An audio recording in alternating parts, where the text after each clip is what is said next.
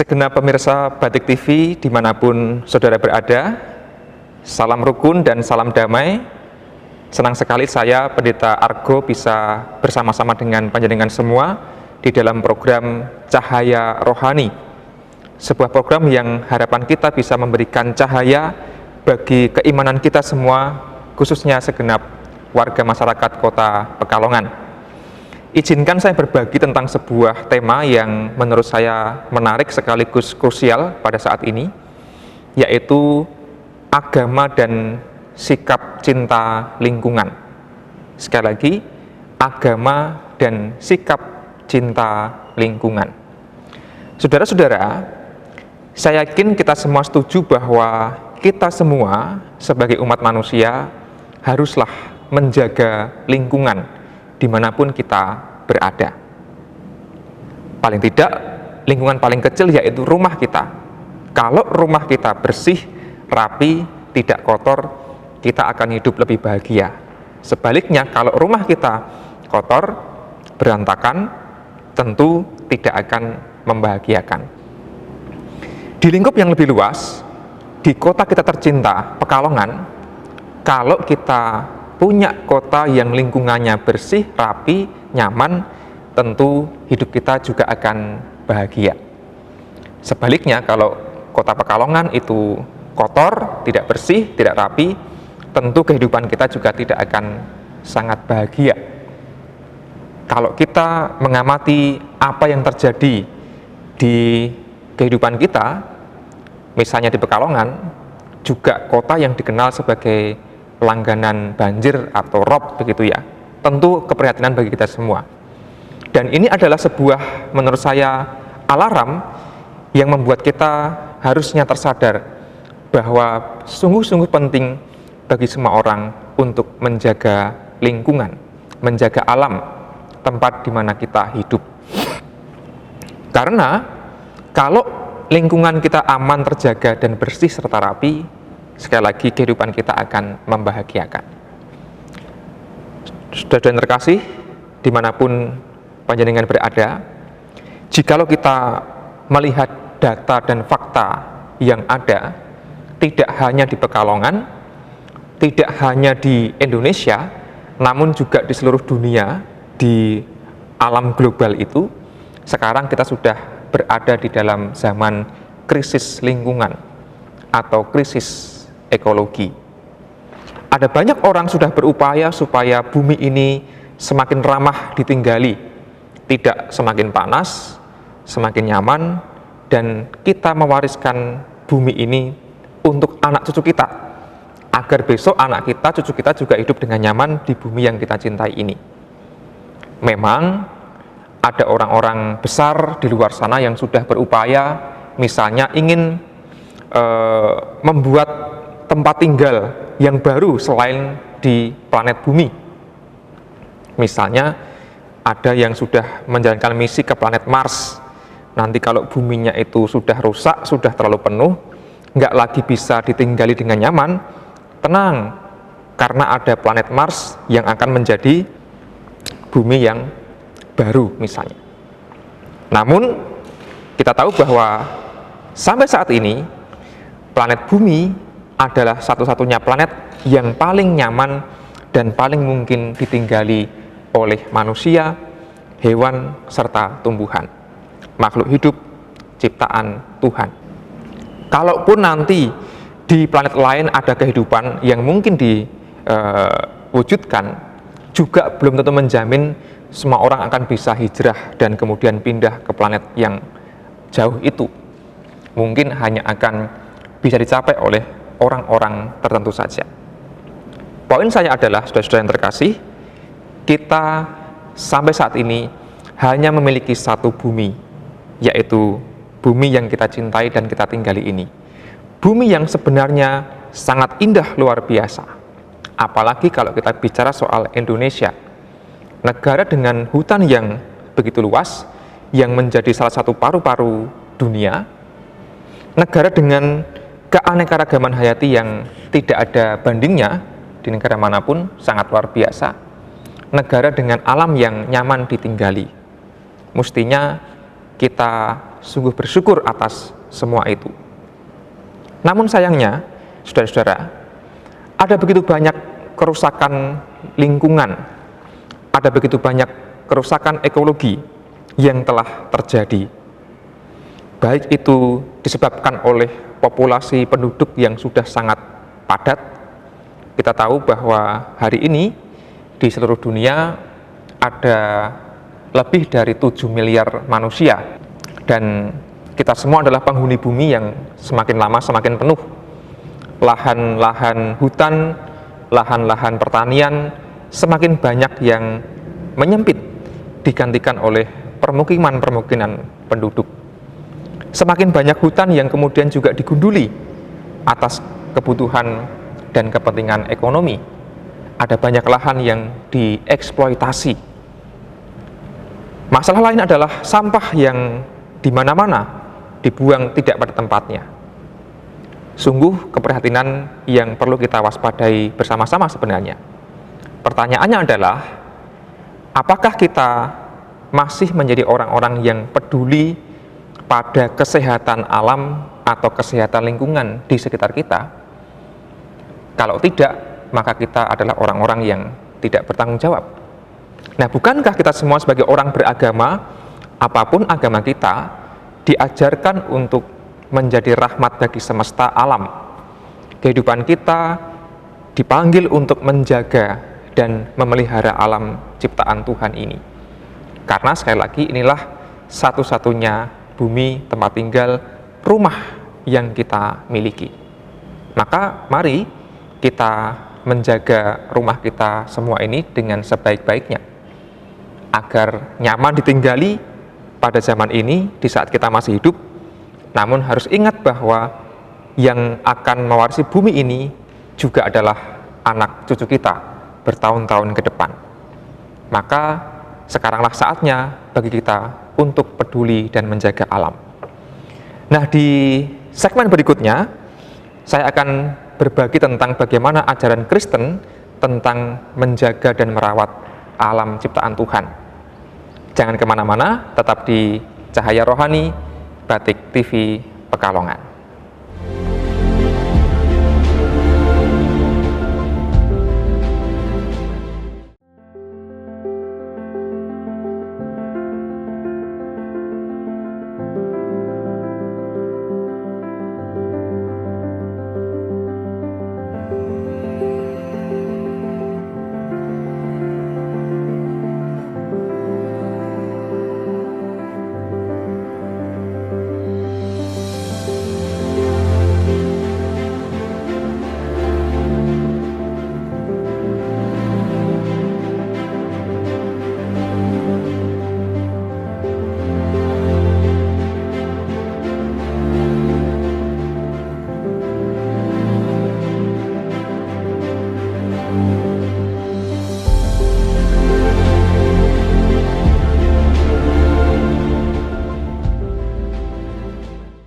Kembali dalam Cahaya Rohani, Batik TV Pekalongan.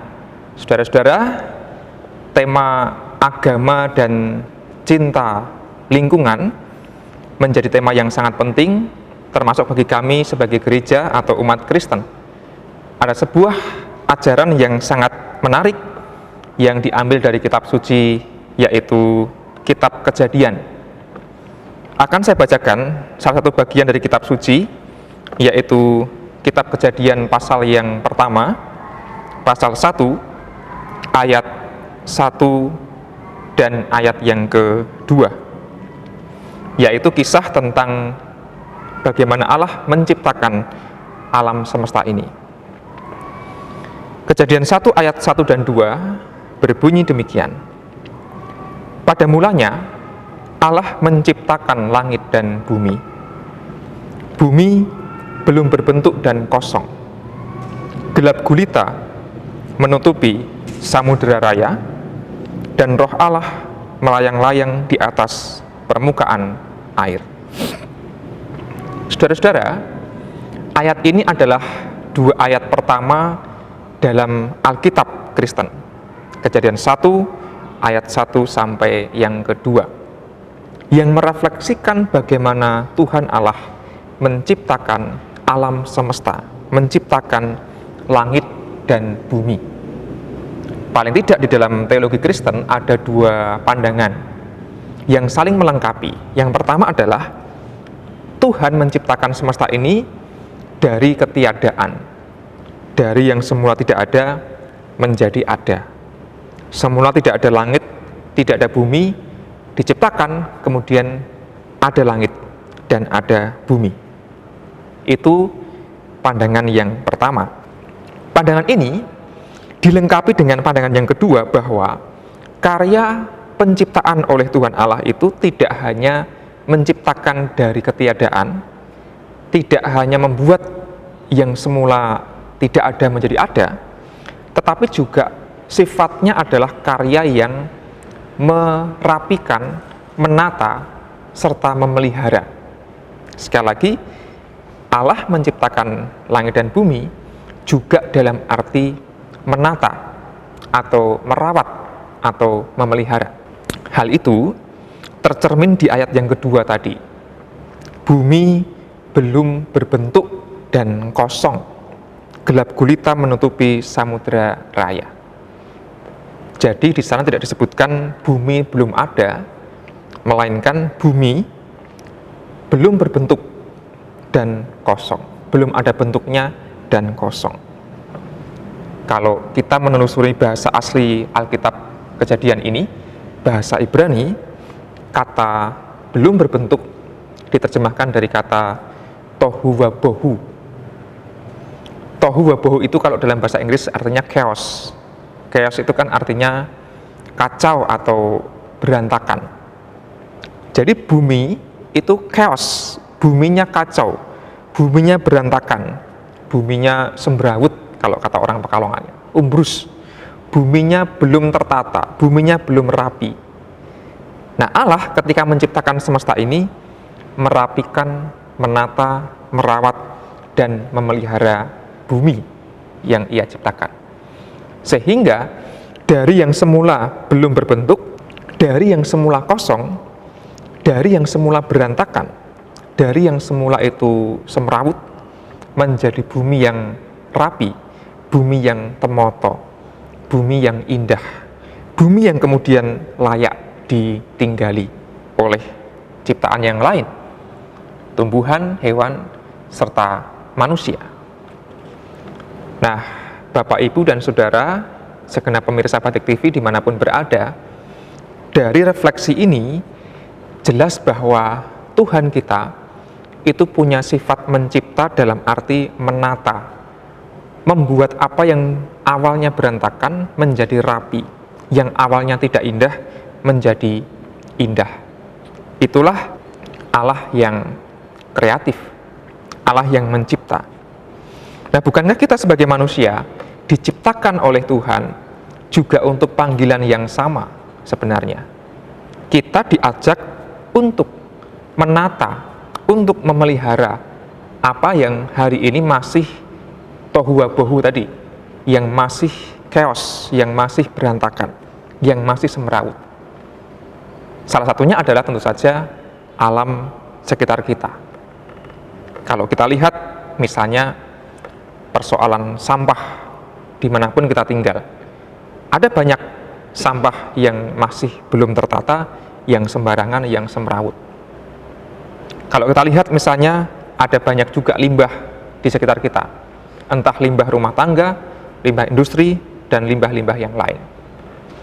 Kalau kita melihat kerusakan hutan, kerusakan alam terjadi di banyak tempat, itu pun adalah suasana yang chaos, yang akibatnya adalah suhu bumi naik, es di kutub mencair, permukaan air laut meningkat, dan kemudian air pasang, dan kemudian rob, banjir di banyak tempat. Kita, Pekalongan, telah merasakan sendiri dampaknya yang luar biasa. Dampak secara ekonomi, dampak secara politik, dampak secara kesehatan, dampak bahkan secara religius atau spiritualitas. Maka alam yang chaotic, alam yang kacau balau, alam yang berantakan itu memiliki dampak yang serius bagi kehidupan manusia dan alam ciptaan yang lain. Kita sebagai manusia, makhluk yang diciptakan dengan akal budi, diberi mandat untuk juga memiliki sifat Tuhan Allah, yaitu kreatif. Kemampuan memperbaiki apa yang awalnya berantakan menjadi lebih tertata. Kemampuan merawat apa yang rusak, dirawat, diperbaiki menjadi semakin baik. Itulah sifat penciptaan, itulah sifat kreatif yang mestinya juga dihayati kita sebagai manusia ciptaan Tuhan. Maka tanpa terkecuali kita semua adalah utusan-utusan Allah yang dipanggil untuk terus menjalankan karya penciptaan. Penciptaan tidak hanya terjadi dulu, awal mula dunia ini dijadikan, tapi penciptaan berlangsung terus-menerus. Penciptaan dalam arti menata, merawat, dan memelihara alam semesta. Tuhanlah yang memanggil kita semua. Pertanyaannya adalah apakah kita mau berperan juga kreatif, menata, dan mencintai alam semesta ini? Kita akan menjawabnya di segmen berikutnya. Jangan kemana-mana, tetap di Cahaya Rohani, Batik TV Pekalongan.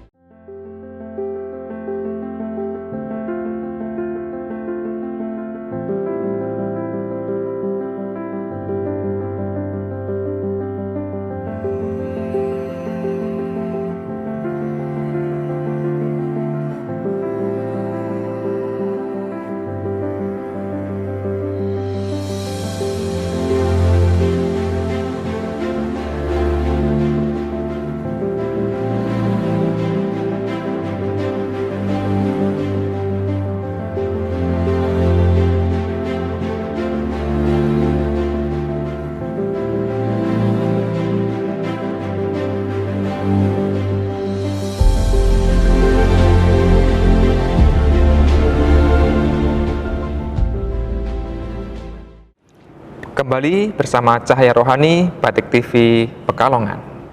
Saudara-saudara, tema agama dan cinta alam semesta atau cinta lingkungan sungguh-sungguh menarik dan penting untuk kita renungkan.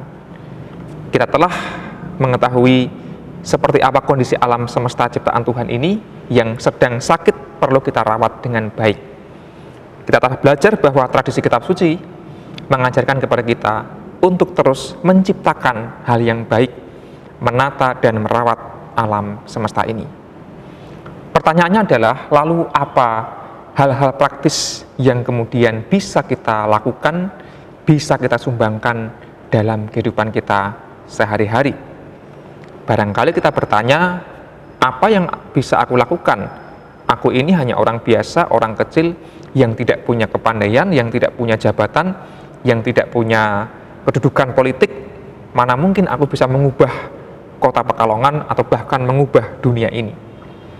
Tentu, ini bukan soal kita kemudian menjadi orang yang sangat hebat dan mengubah semuanya seketika, tetapi kita diajak untuk melakukan hal-hal kecil, meskipun kecil, tetapi itu adalah bersumber dari ajaran iman kita. Sesuai dengan program kita hari ini, yaitu Cahaya Rohani. Laku kita, keseharian kita, diterangi oleh kerohanian, yaitu ajaran dari Tuhan, melalui tradisi agama kita masing-masing. Agar kita bisa menjadi umat yang tidak hanya mengerti teori, mengerti khotbah, mengerti pemahaman, tetapi juga melakukan dalam kehidupan sehari-hari. Meskipun peran kita kecil, dilakukan dengan tulus, itu sudah sangatlah berharga. Maka saya punya beberapa usulan tawaran yang bisa kita lakukan. Yang pertama, mari kita tanda kutip bertobat, mengubah kebiasaan kita yang merusak lingkungan menjadi kebiasaan yang lebih ramah pada lingkungan. Itu yang pertama. Caranya bagaimana? Kita bisa melihat kebiasaan kita setiap hari hal-hal yang sangat sederhana, misalnya membuang sampah tidak lagi sembarangan, tidak lagi di selokan, tidak lagi di sungai, membuang sampah di tempat yang semestinya. Saya tahu ini barangkali terkesan sepele, tetapi sesungguhnya kalau tidak dilatih, dibiasakan, membuang sampah itu amatlah sulit. Dan kita tahu bahwa sampah adalah masalah yang serius dalam kelestarian lingkungan itu. Semakin sebuah komunitas, kota, negara itu bisa mengelola sampah dengan baik, lingkungannya akan semakin sehat dan nyaman. Maka, mari membuang sampah pada tempat yang semestinya. Jangan membuang sampah di saluran air, sungai, selokan, dan lain sebagainya. Buanglah sampah pada tempatnya. Tidak hanya kita, tapi kita mendidik orang-orang di sekitar kita, membiasakan anak kita membuang sampah pada tempatnya. Hanya dengan kebiasaan itu bisa dilakukan. Kalau cuma dikhotbahi, ditulisi slogan, itu tidak akan cukup mempan. Hanya dengan kebiasaan kita bisa mengubah dan bertobat dari dosa membuang sampah sembarangan itu. Itu yang pertama. Yang kedua, pertobatannya adalah kebiasaan misalnya kita terlalu boros menggunakan plastik. Kita belanja menggunakan plastik, kita jajan es teh misalnya dengan sedotan plastik, kita membungkus apa-apa dengan plastik. Mari pelan-pelan mengubah kebiasaan untuk mungkin tidak bisa menghilangkan sama sekali, tetapi mengurangi kebiasaan penggunaan plastik. Kita mulai membawa kantong plastik dari rumah, sehingga ketika belanja tidak usah meminta kantong plastik dari pembeli, dari penjual, tetapi kita kemudian membawa sendiri. Dan itu meskipun hanya selembar plastik, sungguh sudah merupakan kebiasaan yang baik. Kalau kita jajan pesan es teh, es jeruk, tidak usah memakai sedotan, kita mengurangi satu sedotan. Dan kalau banyak orang melakukannya, maka bayangkan sekian ribu, sekian juta plastik yang akan lebih irit. Misalnya. Berikutnya, saudara yang terkasih, selain kita bertobat dari sampah, bertobat dari plastik, kita juga bisa bertobat untuk hemat energi. Yang selama ini kita barangkali boros energi, kita bertobat menjadi lebih irit energi. Dalam rangka apa? Menata, memelihara alam semesta. Energi apa? Misalnya listrik di rumah. Kita mematikan lampu yang sudah tidak terlalu penting dinyalakan, segera matikan, kita hemat energi.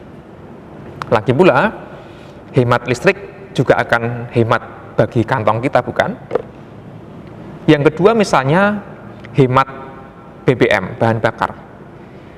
Polusi di bumi ini sebagian besar disebabkan oleh polusi industri, tapi juga polusi kendaraan dari asap, entah motor, mobil, dan sebagainya. Kalau kita mau pergi hanya sebentar, dekat, ya jalan kaki, naik sepeda, tidak usah pakai motor atau mobil. Itu adalah pertobatan-pertobatan yang sederhana yang bisa kita lakukan dalam kehidupan sehari-hari. Yang kedua, selain pertobatan, kita juga bisa menginspirasi orang lain dengan teladan. Kita menceritakan, menjelaskan bahwa krisis ini sudah luar biasa besar dan disikapi harus dengan segera. Maka jangan hanya bergerak sendiri, tetapi tularkanlah semangat merawat alam semesta ini bagi keluarga dan bagi orang-orang di sekeliling kita. Semakin banyak orang yang tersadar, maka akan semakin banyak orang yang mau menciptakan keselarasan dan keharmonisan. Menata dari yang sudah parah sakit menjadi semakin tertata, semakin baik, dan semakin sehat. Dan kita diingatkan oleh sebuah falsafah Jawa, panggilan bagi manusia adalah hamemayu hayuning bawono. Artinya hamemayu itu memperindah atau mempercantik, hayuning bawono itu bumi yang memang sudah indah, bumi yang sudah cantik ini. Maka alam ciptaan Tuhan sungguh indah, sungguh cantik. Mari tidak merusaknya, sebaliknya mari kita merawat, memperindah, mempercantik itu semua, dan itu adalah panggilan kita sebagai orang beragama atau orang beriman. Dengan begitu, cahaya rohani menurut keimanan kita masing-masing bisa menghasilkan karya-karya yang saling bekerja sama, bersama-sama merawat alam semesta ciptaan Tuhan ini. Karena kita tinggal di bumi yang sama, di negeri yang sama, yaitu Indonesia. Saudara-saudara, pemirsa Batik TV dimanapun saudara berada, demikian sharing saya, Pendeta Argo dari GKJ Pekalongan, tentang agama dan cinta lingkungan. Semoga menginspirasi kita semua, dan mari kita menjadi orang-orang yang tidak pernah lelah untuk menjaga, merawat alam semesta, lingkungan sekitar kita. Tuhan yang akan selalu menolong kita semua. Amin.